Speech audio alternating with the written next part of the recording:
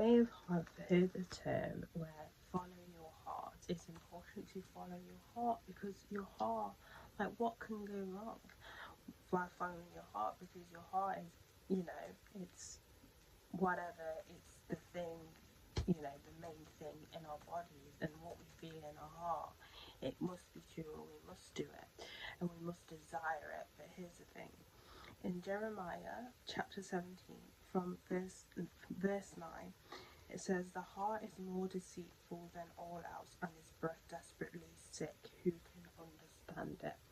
Now, the problem with our hearts and our feelings, they can be attached to the flesh. So sometimes what the flesh desires, we also desire it in our hearts, and that's where it becomes kind of like that kind of trick kind of thing. That's why it's really important to always console with God. Now, don't get me wrong, God can communicate to people through feelings, and He has done with me, but again, it's also important to double check that the feelings you are feeling are from God as a confirmation, or it's just your own desires. And how we do that is we kind of look at the situation. Does it align with God? Does it align with His laws?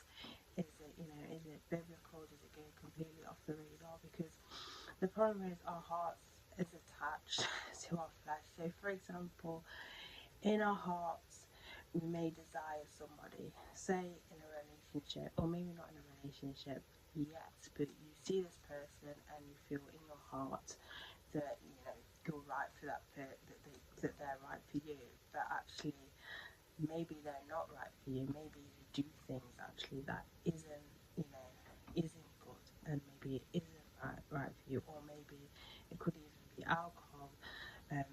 You desire to go out on a night out, because it makes you feel good, but does it align with God's word about going out and abusing alcohol, that sort of thing? So it's one of those important things not to follow your heart, which goes against what the world tells us to follow your heart. But as it says here, our hearts are very sick, our feelings can get muddled up.